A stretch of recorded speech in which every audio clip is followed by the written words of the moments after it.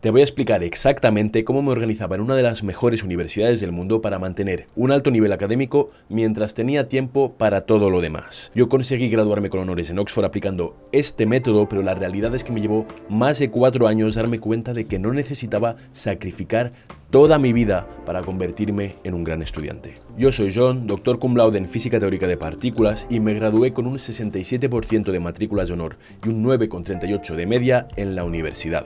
Y por eso mismo me aceptaron para estudiar un máster en la Universidad de Oxford. Y en los próximos minutos te voy a explicar el método exacto que usé en Oxford para que tú también puedas convertirte en un gran estudiante y aún así tener tiempo para entrenar, quedar con tus amigos y cualquier cosa que sea importante para ti. Antes de pasar a la parte práctica, hay una serie de cosas que tienes que meter en tu cabeza. Hay una serie de creencias que vas a tener que cambiar. Lo primero es que vas a tener que empezar a confiar en ti mismo y en tu capacidad para conseguir grandes resultados. La gran mayoría de estudiantes excelentes simplemente tienen una inteligencia promedio o quizás alguno de ellos ligeramente por encima de la media. La gran mayoría no son genios. Y es más, un amigo mío se pasó los 2 primeros años de la carrera no esforzándose demasiado, estudiaba para aprobar, sí, pero salía mucho de fiesta, tampoco se mataba a estudiar y luego tuvo un cambio brutal de mentalidad a partir del tercer año que le llevó a querer ser un gran estudiante y de hecho logró subir mucho su media y lograr una beca para luego realizar un doctorado. La segunda creencia con la que tienes que acabar es que no necesitas dedicar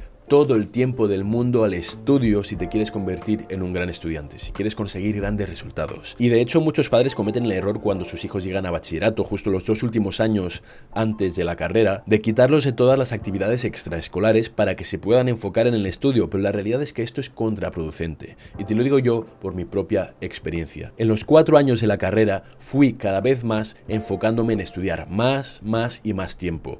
Fui dejando el deporte, fui dejando otras actividades, salía muy poco y la realidad es que aunque logré grandes resultados fue a costa de deteriorar no solo mi salud mental y mi salud física, sino que también mi capacidad de concentración, porque cuando todo tu tiempo está dedicado a una sola cosa, llega un momento en que pierdes la motivación, porque no sabes qué viene después, no tienes ningún aliciente para esforzarte, para hacerlo de forma eficiente, para darte prisa. Y es más, después de estos 4 años tan sacrificados en los que muchas veces tenía momentos de oscuridad en los que me llegaba a plantear por qué diantres estaba haciendo todo esto, si realmente me merecía la pena. Llegó un momento en que quebré. Era incapaz de estudiar ni una sola página al día. Había roto mi cerebro. Y esto me obligó precisamente a revolucionar la forma en que hacía las cosas para afrontarlas de forma distinta, especialmente ahora que iba a estudiar un máster en Oxford. El tercer cambio de mentalidad es que te voy a pedir que te comprometas contigo mismo y conmigo, que des un salto de fe. ¿Y a qué me refiero con esto? Me refiero a que reserves tiempo durante el curso para todas aquellas cosas que son importantes para ti, para hacer deporte, para cuidar tu salud, para quedar con amigos, para tus aficiones. Reserva cierto tiempo a la semana, asegúralo, aunque creas que puede perjudicarte a la hora de conseguir grandes resultados, porque la realidad es que es todo lo contrario. Al cabo de un tiempo te irás adaptando y esto va a forzar que seas muchísimo más eficiente con el estudio. Esto es precisamente lo que se conoce como la ley de Parkinson, y es que si reservas determinado tiempo por una tarea, esta tarea se va a extender hasta ocupar todo ese tiempo. Y esto lo refleja muy bien la entrega de mi trabajo de fin de grado comparado con mi trabajo de fin de máster, y es que entregué mi trabajo de fin de grado en el último segundo. Y cuando digo en el último segundo es literalmente en el último segundo, porque ya estaba la encargada de recoger todos los trabajos del curso, recogiéndolos, y se lo tuve que dar en mano antes de que se fuera. Sin embargo, para mi trabajo de fin de máster quería cambiar con esta creencia de que yo siempre dejaba las cosas para el último momento, de que yo siempre trabajaba mejor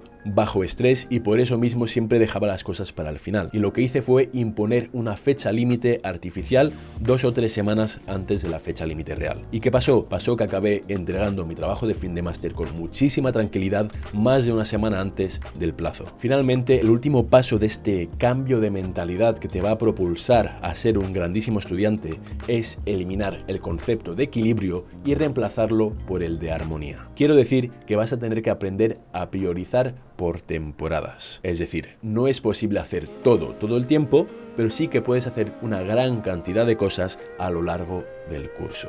Y aunque pueda sonar muy extraño, vas a ver cómo se lleva esto a la práctica en la siguiente mitad del vídeo. El primer ingrediente práctico que vamos a tener que desarrollar es una concentración de alto nivel. Para mí, una fórmula que sintetiza muy bien lo que es sacar grandes resultados es que el estudio de calidad es igual al tiempo multiplicado por una concentración de alto nivel, de alta intensidad. Es decir, que concentrarse de manera intensa reduce la cantidad de tiempo que tenemos que dedicar a estudiar. Y este precisamente es uno de los grandes secretos de los mejores estudiantes, y es que han desarrollado una capacidad altísima para concentrarse muchísimo. Y aunque suene fácil decirlo, esta es la época en la que más difícil puede resultar alcanzar una concentración de alto nivel, porque tenemos una cantidad enorme de distracciones a nuestro alrededor. Así que te voy a dar un consejo y puede que no te guste demasiado, pero la realidad es que cuando yo he sido un mejor estudiante ha sido cuando no tenía ningún tipo de red social. Así que mi consejo es que elimines todas tus cuentas de redes sociales de tu teléfono móvil. Ya tendrás tiempo en vacaciones para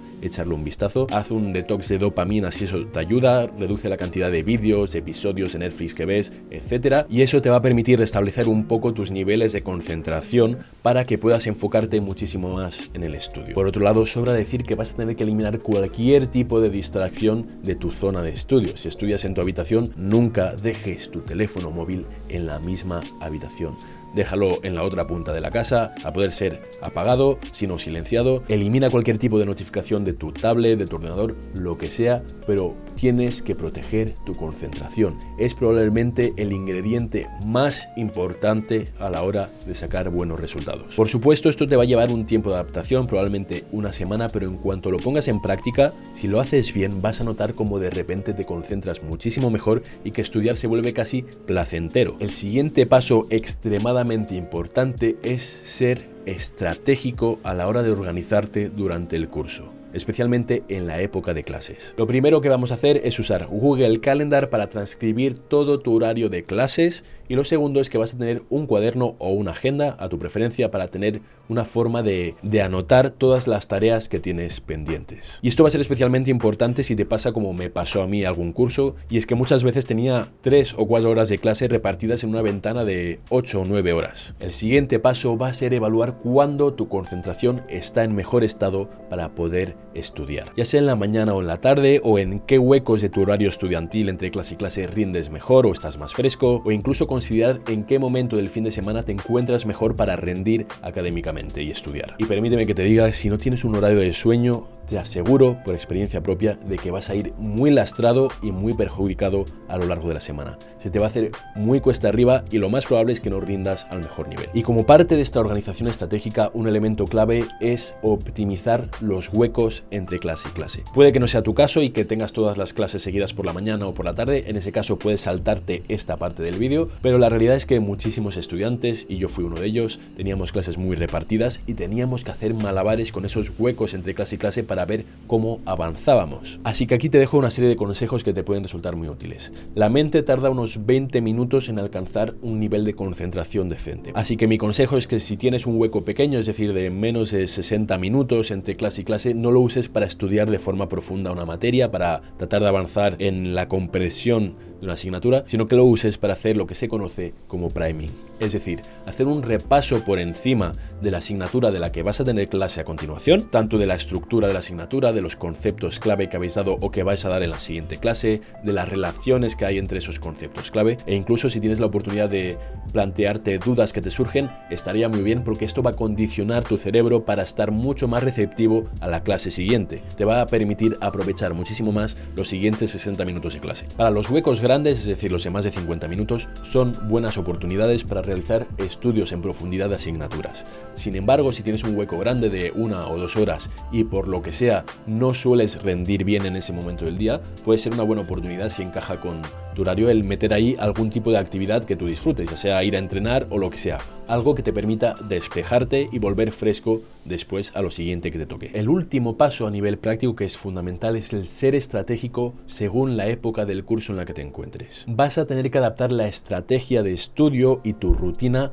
a la época en la que estés, ya sea la época de clases o la época de preparación de exámenes. Y este precisamente es el concepto de armonía del que te hablaba antes, de priorizar por temporadas. Y es que lo que te he contado en la mayor parte del vídeo tiene que ver con cómo me organizaba durante la época de clases, cómo balanceaba el tener huecos entre clase y clase, el tener tiempo libre, el cuidar mi físico, mi salud, el tener tiempo de ocio y de socialización, etc. Pero lo cierto es que esto cambiaba drásticamente cuando llegaba la época de preparación de exámenes. En ese momento lo que yo hacía era reducir drásticamente el tiempo libre y mantenía un mínimo que me ayudase a mantener la cordura y a mantenerme motivado, por ejemplo al final del día, puntualmente en el fin de semana, pero mucho menos que durante el curso. El siguiente elemento fundamental en esta época de preparación de exámenes, que era mucho más intensa, era tener un horario muy estricto de sueño para aprovechar sin ningún tipo de problemas la mañana y no venir lastrados por la falta de sueño y por haber descansado mal. Por otro lado, es muy importante, especialmente si vives solo, como era mi caso, el cuidar muy bien lo que comes. A poder ser, puedes tener una rutina muy similar día a día en la época de exámenes, donde incluyas todo tipo de alimentos, por supuesto, pero que sea